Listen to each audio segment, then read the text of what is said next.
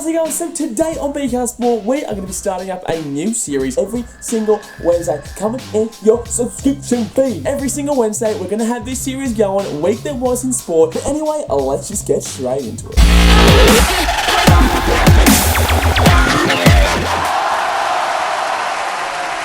Biggest news story of the week, definitely Ivan Cleary being hired as coach of the West Tigers. Now in his first game, very formidable opposition. We all know how good the Cowboys are, and the Tigers went and won 26-16 up in Townsville. And it took the Tigers from the bottom right up to third last. But you know, this is an improvement. It's an improvement. The Dragons have defied all pre-season hype of them winning the wooden spoon by coming out and by round 6 being on top of the table. Another story that defies all belief, the Melbourne Storm, for the first time in their entire history, have not scored a try. Yes, they lost 11-2 to Cronulla over the weekend in Melbourne, and they were kept tryless. That is just something you don't see. Of course you don't see it. It's never happened. A torn hamstring to Ben Hunt of the Brisbane Broncos is going to leave him out for about 8 weeks. Also, Jonathan Thurston from the Cowboys has gone and done his calf, so he's going to be out for a few as well. And finally, of course, there can't be a week without NRL controversy. Every single game, those terrible decisions. Now, I get it. They're only human. I get the referees are only human. At the same sense, they're getting paid to do this job. They need to be doing the best job possible. But if this is the best job possible, there is no surprise a lot of fans are leaving the game.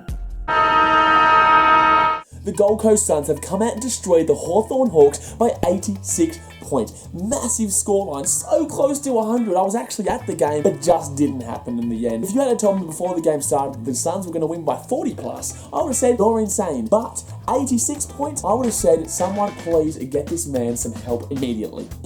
Down in Melbourne, and the Etihad Stadium is looking at getting a $300 million upgrade. That's going to be phenomenal. The biggest news out of the AFL this week is definitely in the form of the racial abuse between the Port Adelaide fans and the Adelaide Crow fans at the showdown on the weekend. There was video footage of fans obviously fighting at the stadium, people yelling out things that obviously shouldn't be said in public, even in personal life. It's just ridiculous. It's clear the AFL does need to step into this situation because it just was out of control at Adelaide Oval, but they are doing that, so let's see how we go. In better news for most AFL fans, the Sydney Swans and Hawthorn Hawks are both still winless. Finally, big news out of the MCG, and obviously the countdown. Everyone's confused about why they've got a countdown. That really disadvantages teams who are in a losing position because the opposite team can just kind of run down the clock even more so because they know exactly how long there is to go, compared to the traditional way of the no one knowing and the suspense just building. That is the way it should be. Now, I know it's a sponsored advertisement, it shouldn't be there.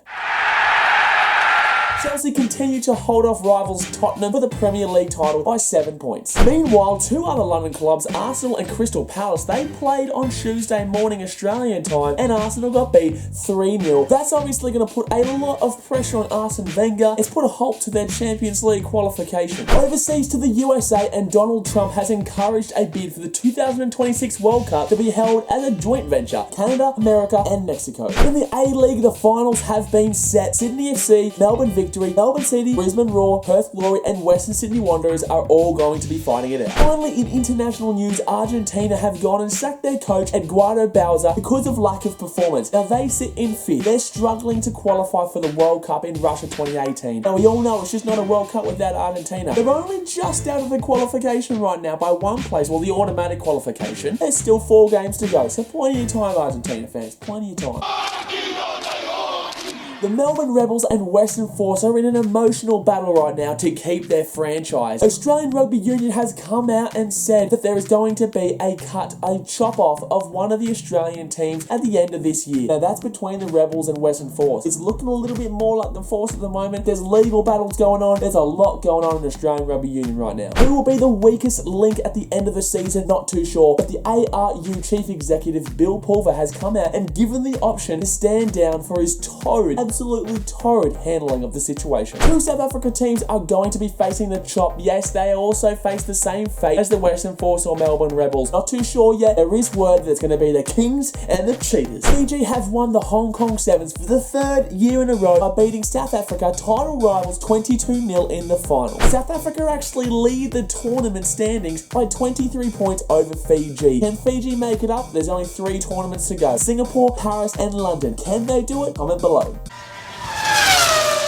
Golfer Sergio Garcia has won his first major title by taking out the 2017 US Masters. Lewis Hamilton sits atop the FIA Formula 1 table alongside Sebastian Vettel after his victory in the Chinese Grand Prix. Huge news for Brisbane and Australia. Manny Pacquiao has come out and announced that he will be taking on Jeff Horn, Brisbane school teacher, on July 2nd in Brisbane at Suncorp Stadium. The fight will be for the WBO Welterweight Championship. Now, no one really knows how this is going to go because it's really out of the blue, to be honest, but I'll be honest, it reminds me so much of the Here Comes the Boom with Kevin James. And if you haven't seen that movie, I'm pretty disappointed in you. In the NBA, the Cleveland Cavaliers are just absolutely plummeted. Out of nowhere, they collapsed against Atlanta Falcons. They were up by 26 points at one stage and they lost in overtime. Then they've gone and played the Miami Heat and they've been up at 20 points at one stage and they've lost that as well. And that has catapulted the Boston Celtics into top place in the East. Will Boston take it home? There's one game left for both of them. If Boston can beat the Milwaukee Bucks, they will take out the East. Finally, for all you American football fans out there, just less than 3 weeks away, the NFL Draft. Big questions remain about who the Cleveland Browns and the San Francisco 49ers are going to take in first and second position, but all I know is I'm excited. Who do you think are going to go in those first couple of positions? Comment below. Thanks for watching, guys. If you did enjoy this video, please give it a big thumbs up so that I know that you're enjoying this content. If you enjoy a bit of sport, then this is the channel for you, so don't forget to hit subscribe. Thanks for watching, guys. Catch you later. See ya.